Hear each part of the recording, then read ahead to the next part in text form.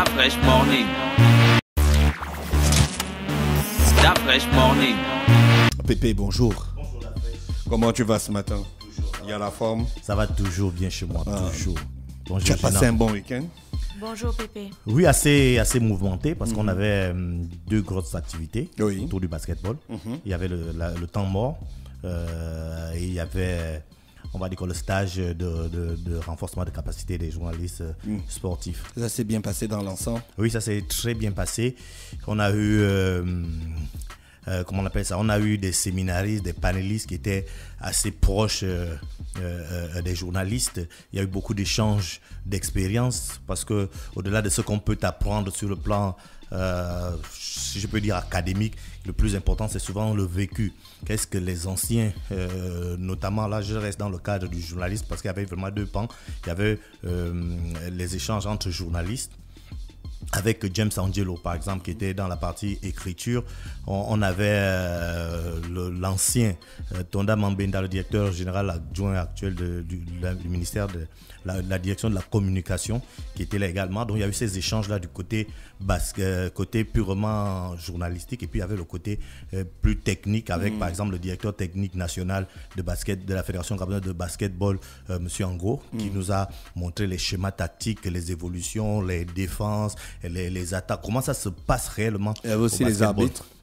Oui, il y avait également un côté loi du jeu, pas arbitre forcément, mais loi du jeu. Donc, avec Eric Manika, qui nous ont expliqué les lois du jeu, ce qui est interdit, ce qui est accepté.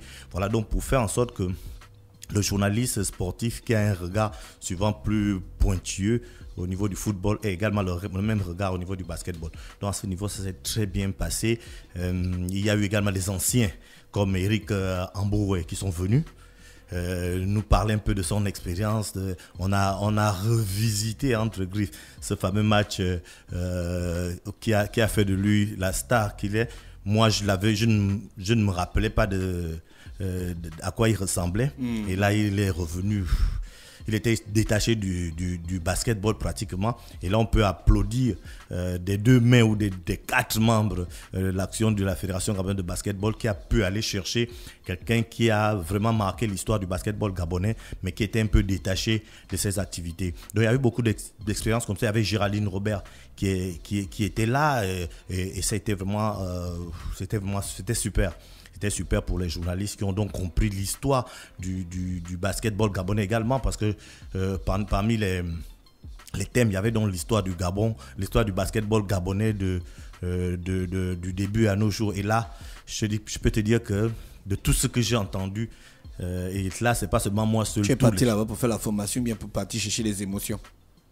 Les deux se font ensemble. Ah bon, hein? Oui. La formation et l'émotion. Oui. Bah, c'est la première fois que j'entends. Parce que c'est difficile d'être un journaliste sportif si tu n'as pas souvent d'émotions. Parce que mais tu ne veux pas faire l'analyse sportive avec les émotions. Non, mais ça, c'est pas seulement l'analyse. Il y a beaucoup de pans dans le journalisme. Il y a l'analyse, il y a le commentaire, il y a le social.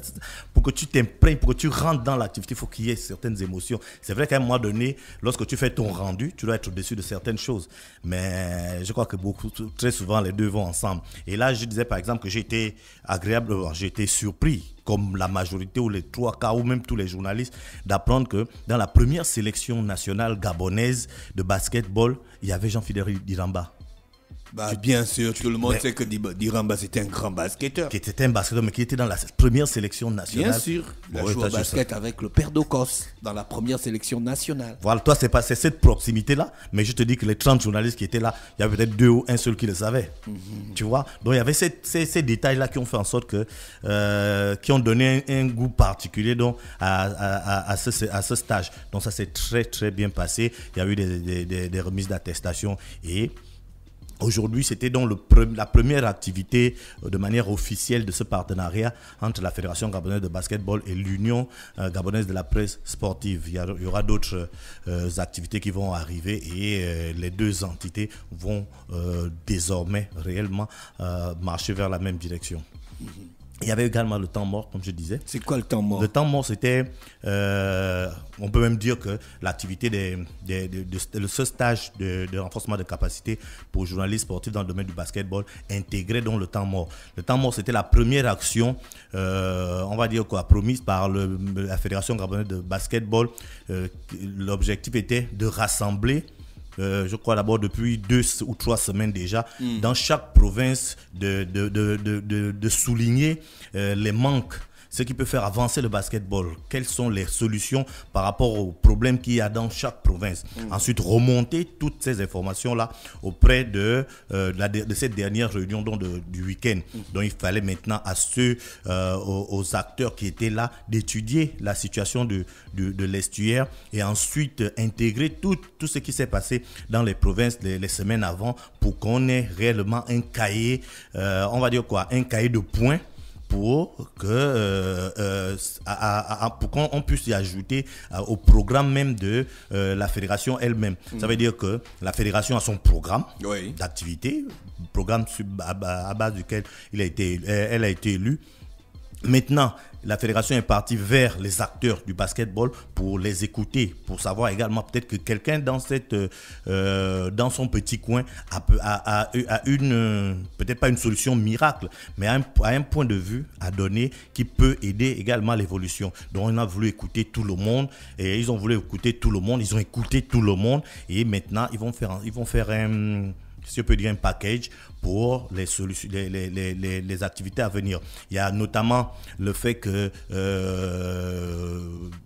dans les prochains mois, ou on va dire dans un temps assez court, la fédération va se battre pour avoir des terrains dans chaque province pour permettre à chaque ligue d'avoir un siège sur le plan provincial et que la fédération elle-même ait un siège l'appartenant totalement sur le plan national. Donc tu vois, c'est des petites activités comme ça là qui ont été menées et ça a été également l'occasion pour la fédération gabonaise de basketball de faire son assemblée générale et de lancer réellement les activités. Donc on peut dire que mais on lance les activités comme en temps de Covid.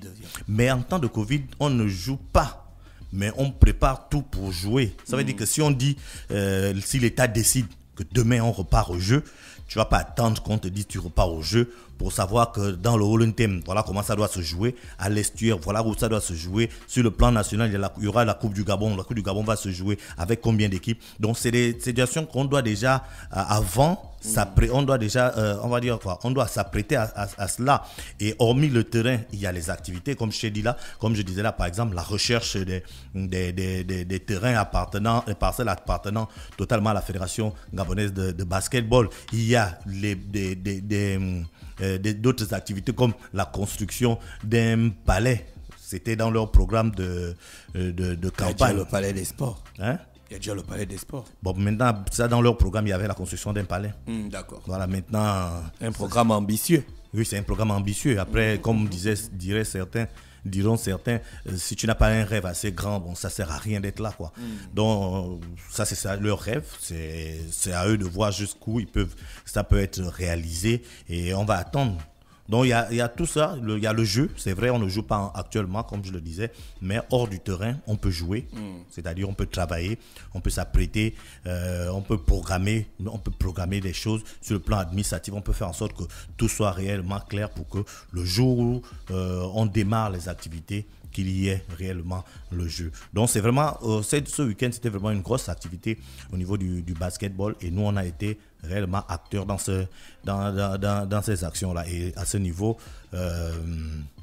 la combinaison Union gabonaise, la presse sportive, Fédération gabonaise de basketball, moi je peux vous affirmer que ça va vraiment aller. D'accord. En Afrique, on parle de... Oui, vas-y.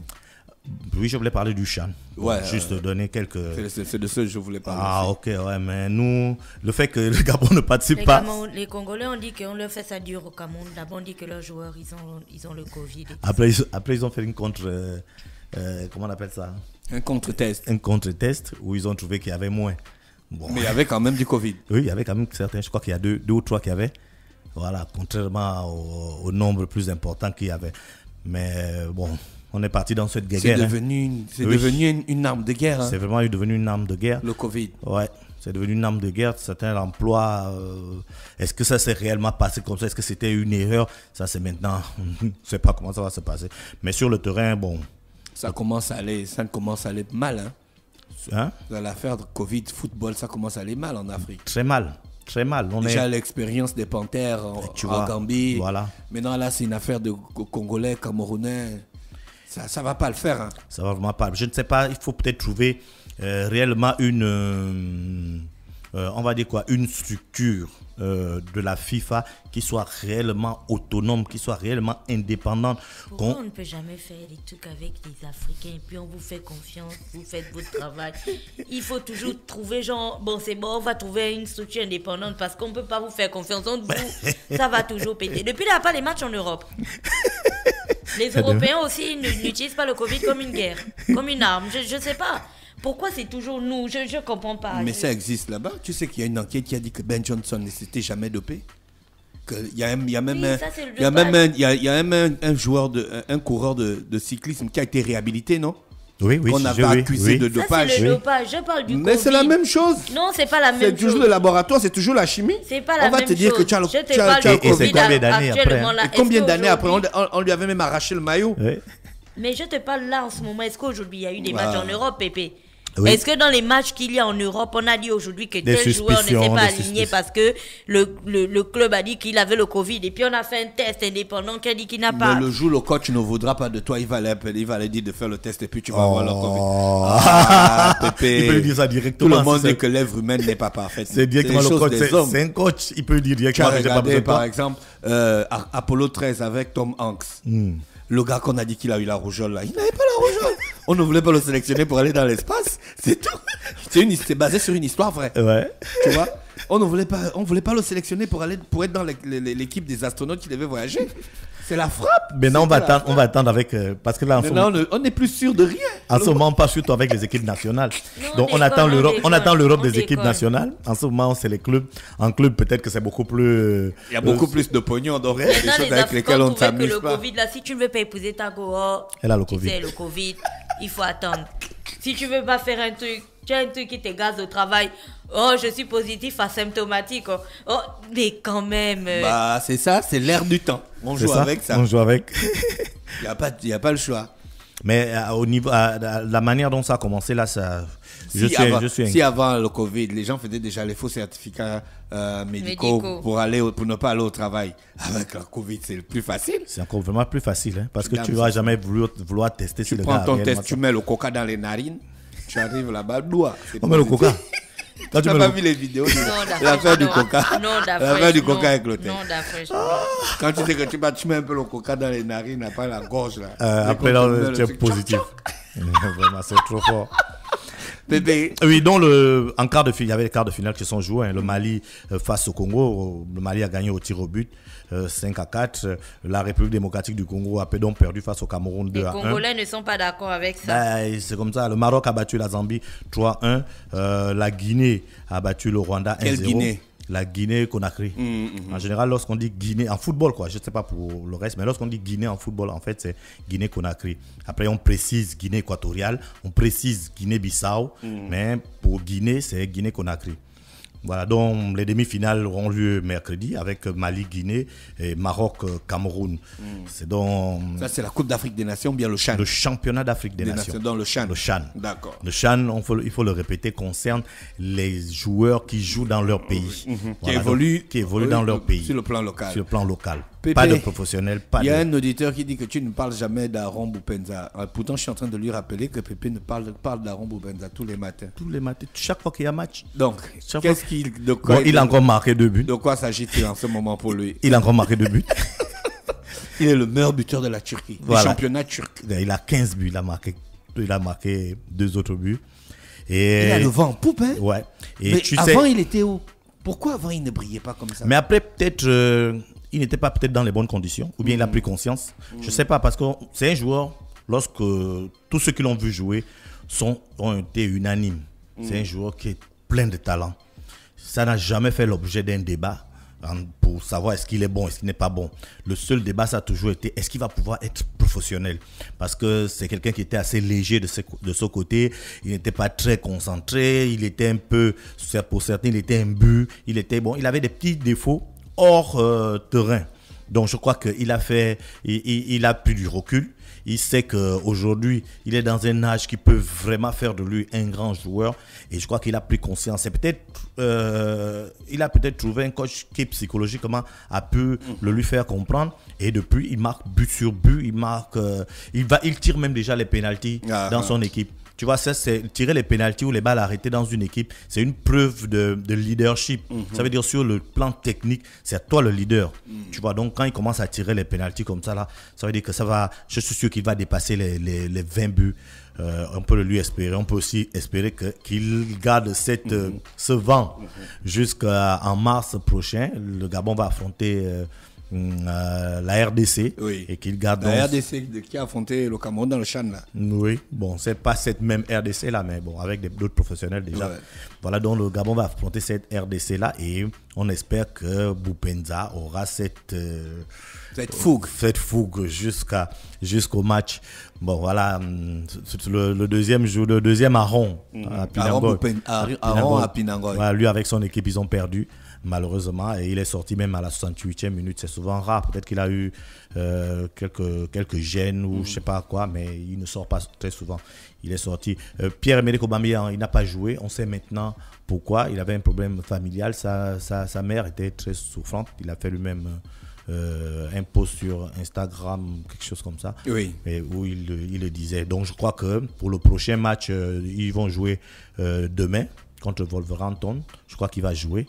On espère qu'il va jouer, qu'il va reprendre rapidement ses sensations, puisqu'il a dit que ça va mieux.